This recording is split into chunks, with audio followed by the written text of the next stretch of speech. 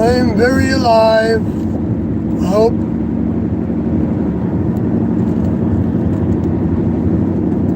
Glad to see you all.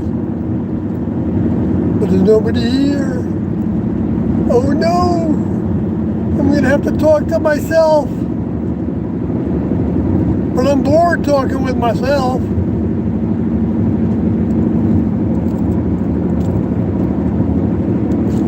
But for anybody that listens to this after the fact, I just wanted to go over a few things that I'm observing about the politics and the aliens. Hello, old school Dave.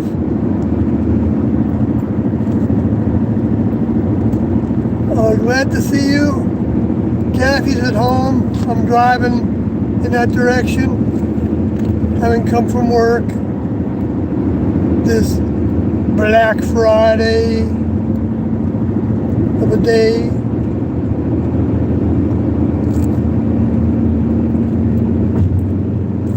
And that wasn't horns, that was just a hello.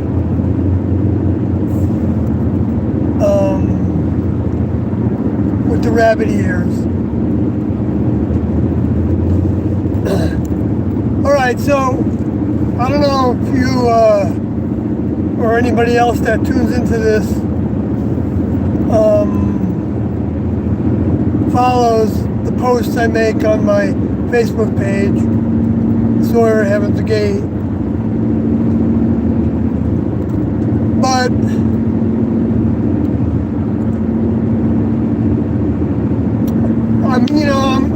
I kind of regularly watch what Jimmy Dore's talking about. I've been following him for years, and I took a break from following him for probably almost a year. I just wasn't looking at him much. And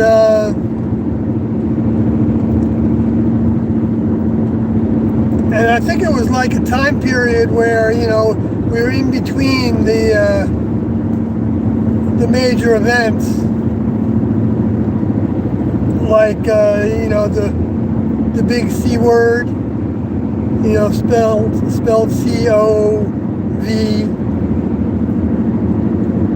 That's enough for that.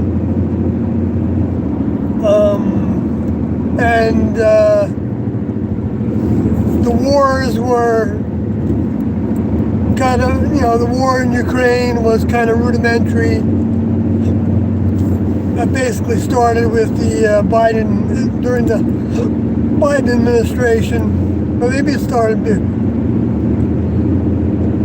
I think they pretty much were started around then.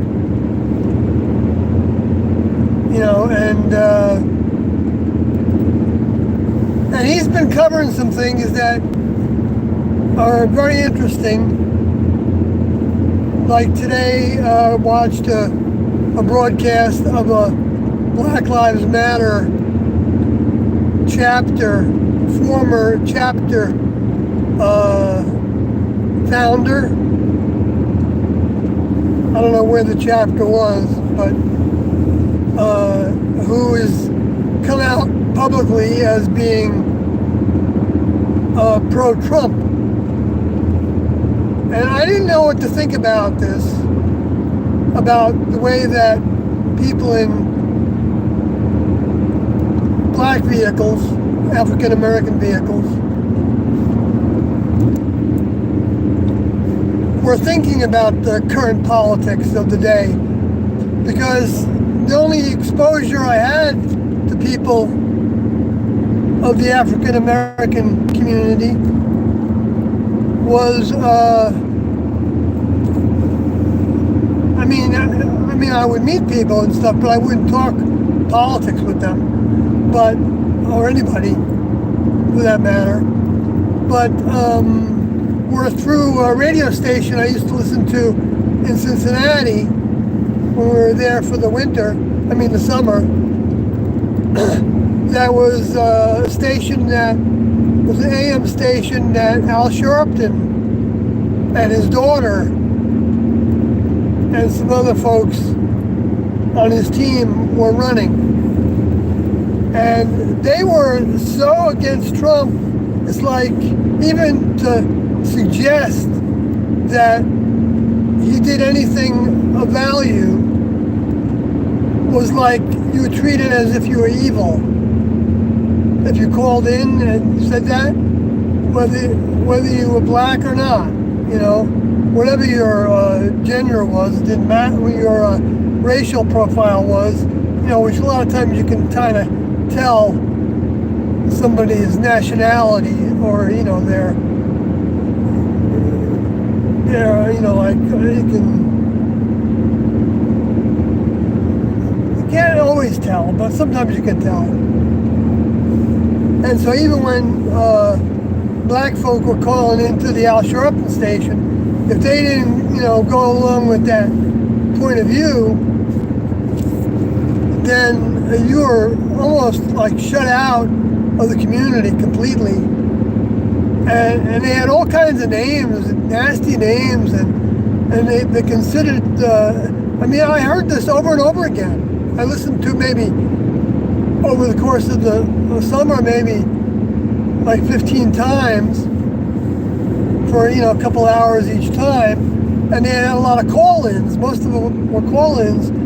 And the people would call in and they would be like, it's like Republicans were, in their minds, all gun-toting white supremacists.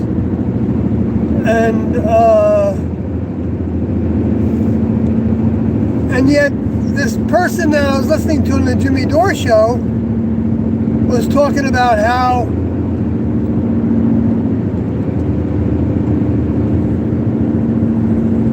he thought that there was close to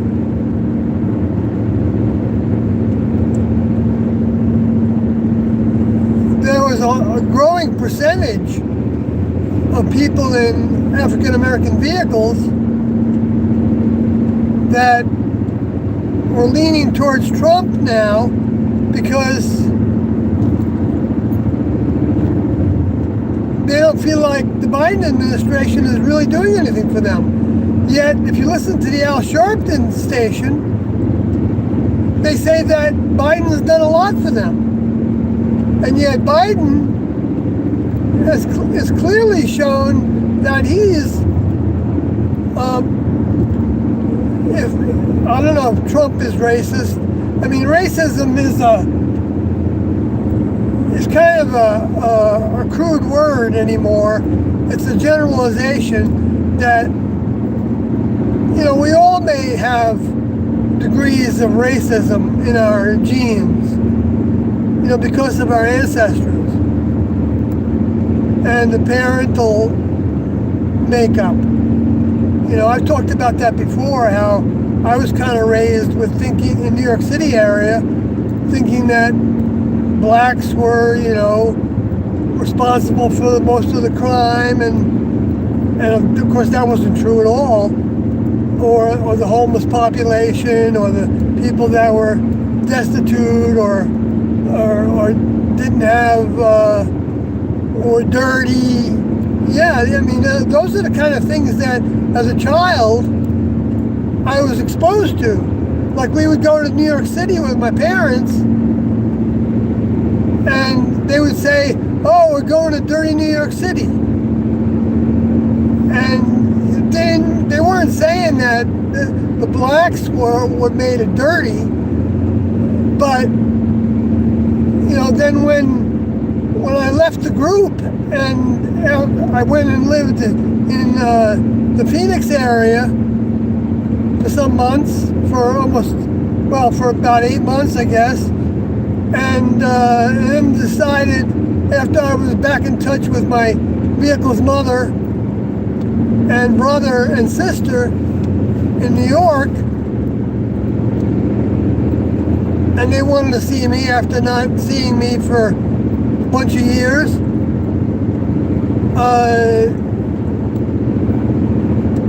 I moved back there.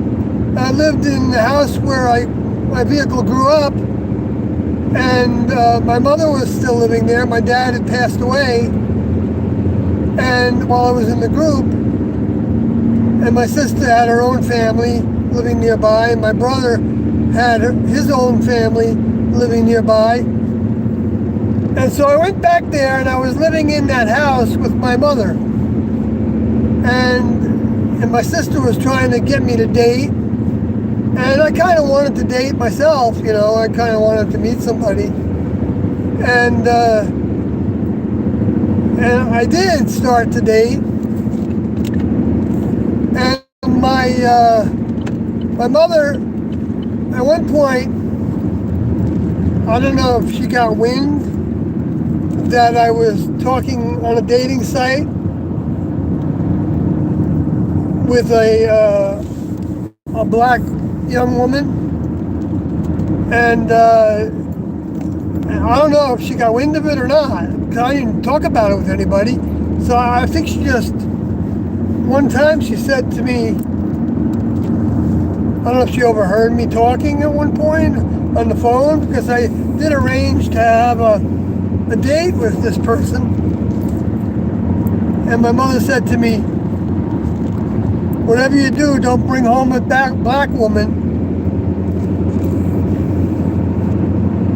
And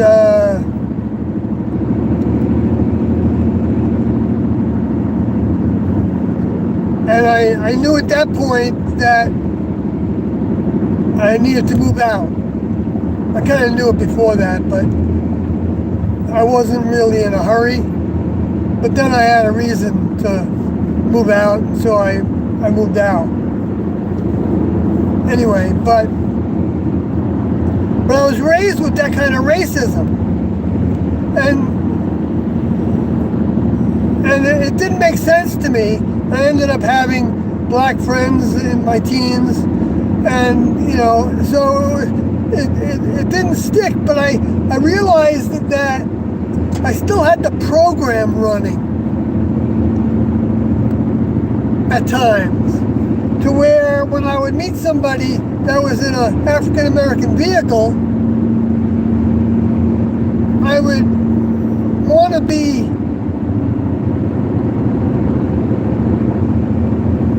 I would be thinking that I want to show them that I'm not racist. And that's being racist, of course, because that means I'm adjusting my behavior because of that person's race.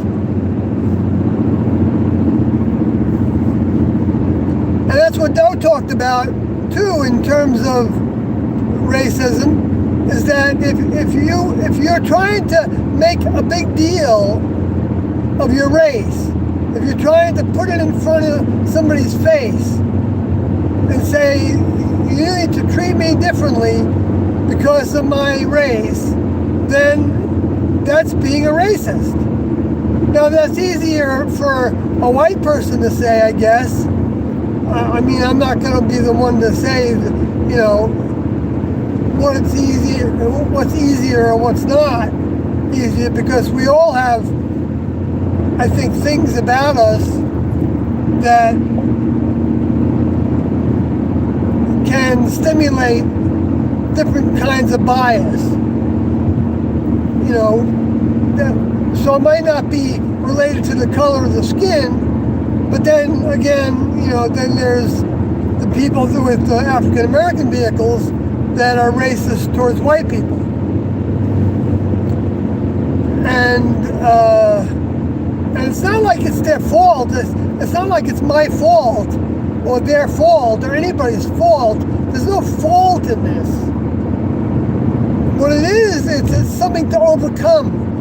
It's something to outgrow. It's something to recognize when we're having thoughts or feelings in that regard and cancel them out. And treat them like they're, if they're negative, especially, of course, then block them out the same way you would block out a thought that you might have of hurting somebody because they did you wrong. you might wish harm to them. Even though you might not mean it, you might have the thought, gosh, I wish they could get, something could happen to them, whatever. And that's another something to grow. Condemnation thoughts. And we're seeing a lot of that with this war that Israel and the United States have waged. Now, I want to get off the subject of the racial stuff, even though I didn't complete that, so I should complete it, I guess, by saying that this Black Lives Matter former chapter leader, who is now going for Trump, he said that Trump did more to help the black community than Biden has done. And he named a program to where, and I remember when this happened, actually, to where people that were incarcerated, which was for minor offenses and drug offenses, were released from prison. And he put that into effect. I forgot what they called it, but I remember when he did that, I knew some people that had been arrested for, peddling marijuana and stuff, that were in jail for a long time, and they weren't like big shot drug dealers, but there were non-violent offenses. And I bet there's a slew of people in African-American vehicles that are were in jail for non-violent offenses. So that was that's a huge thing to do for people that are poor or that are in what's considered to be a minority class, because they're lesser in numbers and because of their heritage, their ancestry. They didn't come into white power, with, all the way that whites, inherited from their parents and grandparents and great-grandparents, and a lot of them, to where they didn't have to go through the redlining that was happening with people trying to own homes in nicer areas that blacks had to experience, and also all of this other discriminations that were happening. I mean, that was happening to some white people. Italians went through stuff, and Germans went through stuff during World War II, and Irish went through a lot of stuff. The Chinese went through a lot of stuff, in the United States. Of course, the Native Americans went through a lot of stuff in the United States. And, those are all, the Europeans are the ones that came over from England and Spain and Italy, were the ones that dominated the Americans with their guns. And we just went through Thanksgiving, where it's being thankful for enslaving the Native Americans and intoxicating them and running them off the lands that they were living on and hunting on, and killing all the buffalo, and and then forcing them onto reservations, and all the things that were done to them. So there's a bunch of karma to pay for people in Caucasian vehicles. And they're paying it. Nobody gets away with anything. The next level has ways of everybody getting what they deserve. And if it's a lot of hardship, well, actually, that's not a bad thing. I know it sounds like it's a bad thing, but it's not really a bad thing. Because if you ask the next level for help, they'll give you help. And that's what the next level wants you to do. They want you to ask them for help. Because you need it. We all need it. There's no way that you can get by in this world without the next level's help. And if you don't ask for it, doesn't mean you're not going to get it still. Because the next level determines whether you're asking or not.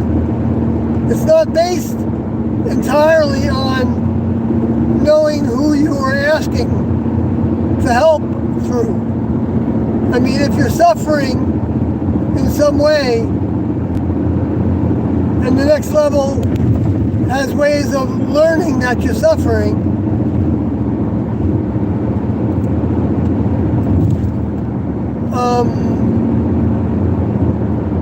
they have an interest in helping you.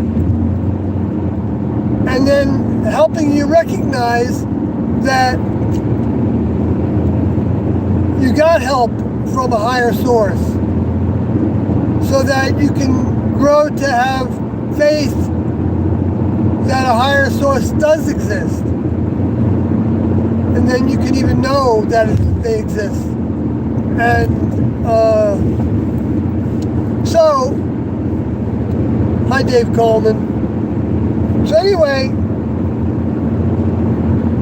I'm not going to go through the rest of that part from that Jimmy Dore show, but there was another Jimmy Dore show that happened about a week ago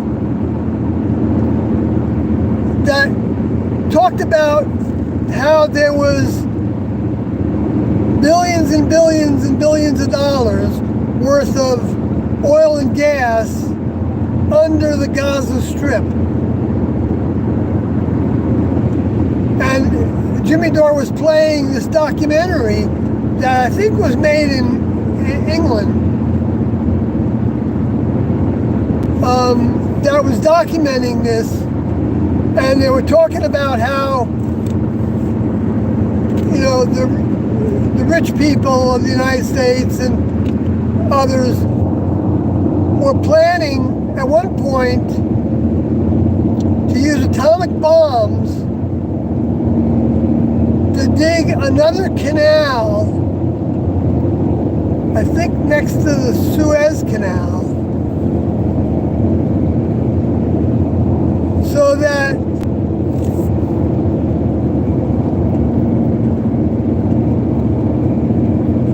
they would have access to the Red Sea and access to Europe for the oil and gas reserves that they had planned to harvest from the Gaza Strip, and that there was some evidence that there was a plan afoot to wipe out part of the Gaza Strip in order to harvest that oil and gas.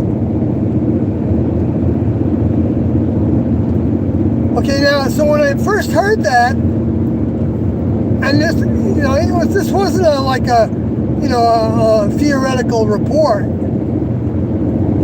It seemed like it was a legitimate report.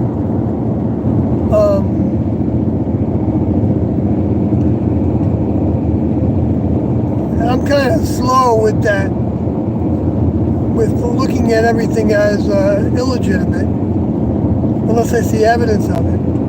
But yet at the same time, I didn't know how dependable it was. You know, and whether they were just focusing on that as being the reason for the Hamas war. You know,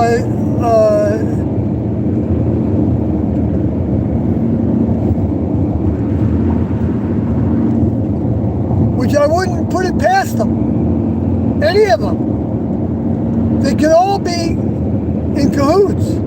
But I didn't know how it would benefit Hamas to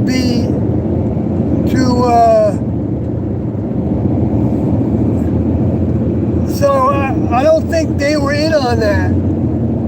But then, okay, so but I didn't hear anything about it, and yet I wasn't really looking for it either, so I didn't know if there was anything about it. Then today, on the news, I was listening to Fox, and of course they give you a whole bunch of things that you're not going to get on NPR. I go back and forth between Fox and NPR because there's things that the BBC also say on NPR that to me is of value that you probably won't hear about on Fox. Anyway, so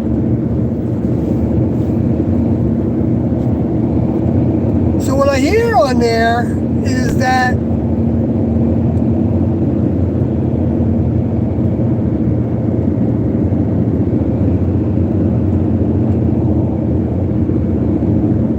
I hear a little part of the speech Biden just gave, where he said, and I heard the speech twice now. It's the first time I heard it, I didn't have the volume up enough, and I think I might have missed the word. And the interesting thing about it is the host that was playing it, I think was sitting in for, what's his name? Mark Levine, who's a big proponent of Israel, okay, and of course a Republican, and he's got a lot of things to say, and I've gotten bored with everything he keeps on saying about Hamas, even though he's not down on the Palestinian people per se, at least he has that much sense. Because a lot of those people are the same as people in the United States, to where they have a government that they don't know, they don't have anything better than that, and so they have to tolerate it the same way we have to tolerate it. So it's not the people that are really the bad guys in this. They become the victims. Of course, the next level has a way to, even people that die, has a way that they get accelerated to their next grade in school.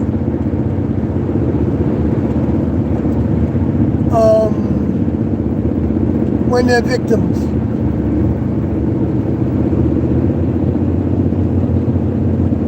And if they don't,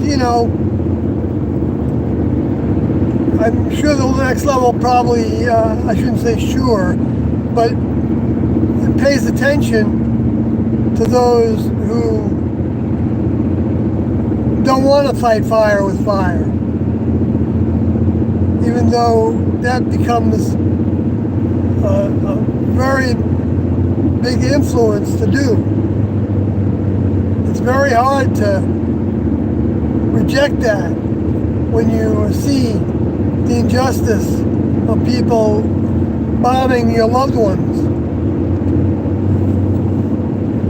And maybe it's not even, maybe the next level probably takes that into consideration for people that do start to engage in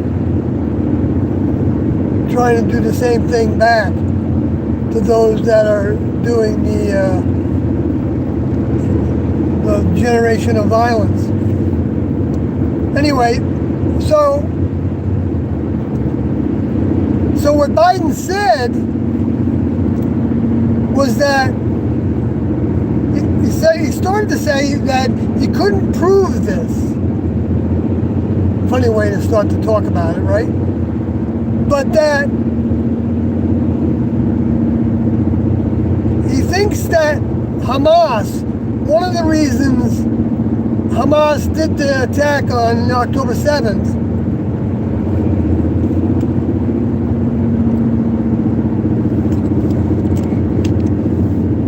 was because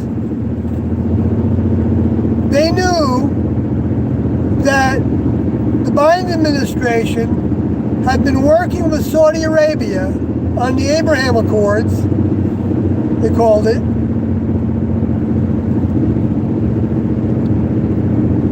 which involved, what he first said was build a railroad from Riyadh, Saudi Arabia, through the Middle East and to Europe.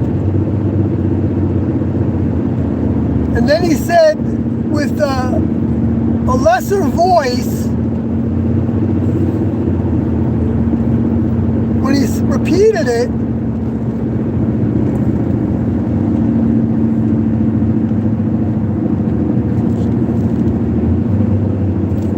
and said that first there would be a pipeline built, and then a railroad. In other words, he confirmed exactly what Jimmy Dore had been saying about the reason for this October 7th attack. Because Hamas found out about it, or knew about it, and wanted to disrupt it, I guess, or they were in on it and were using it as an excuse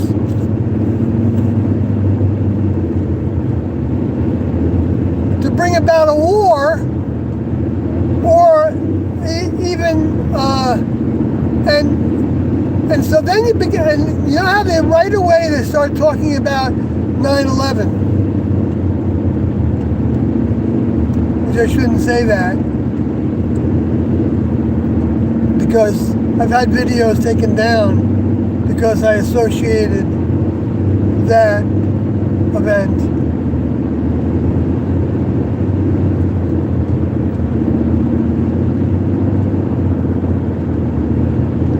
But I guess I can't take that back now, so I may lose this video. Though I don't know why. They took down one of my videos that talked about that date with prophecy. Anyway, I just had another video taken down that said that I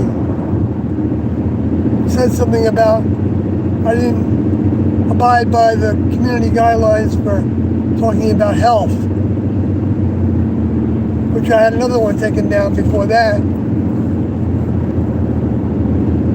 So they're scrubbing even little guys like me. I don't know if they got somebody, spilling the beans on me or what.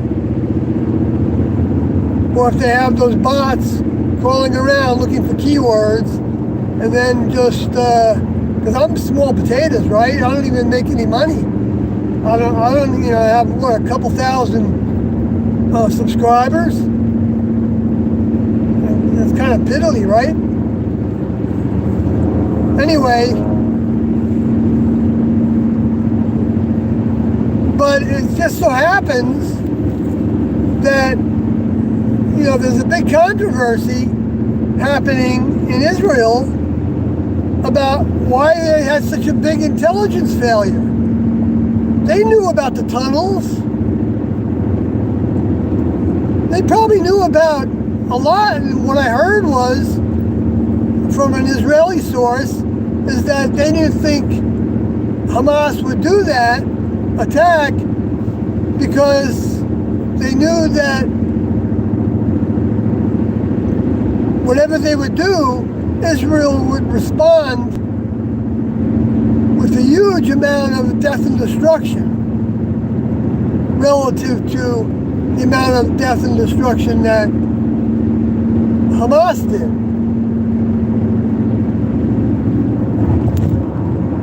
But that's kind of like weird, isn't it? It's like, they have rockets and stuff that can, hit Tel Aviv and things like that. because the leaders, they get detached from what's happening on the ground. They probably have their families well taken care of in Qatar and Turkey. That's what I've heard anyway. I think Mark Levine talked about that. So they don't have much to lose by stimulating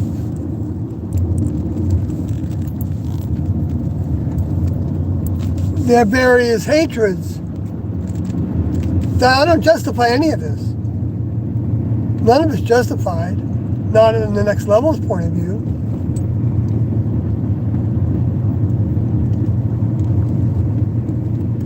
The Next Level wanted us to learn that if we got to kill somebody else to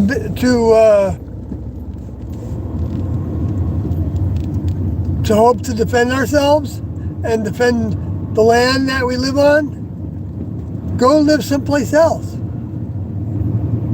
instead of being on that land that somebody else wants so badly that they're willing to kill for it. Of course, that's hard to do, but the Next Level provides ways of doing it and making it easier to do.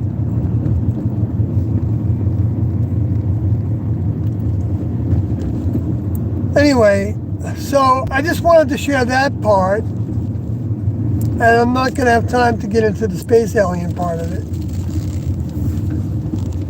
except to say that a number of researchers are confused when they say that the space aliens, in my opinion, but my opinion is based on Tiando's teachings and what I've come to feel like I do understand about it. I'm not saying I understand everything about it. And I might have some misinterpretations about it. But though, and T said enough things that are big pointers towards a lot of the records that different people have been studying, that they think indicates that ISIS is actually the mother of humanity.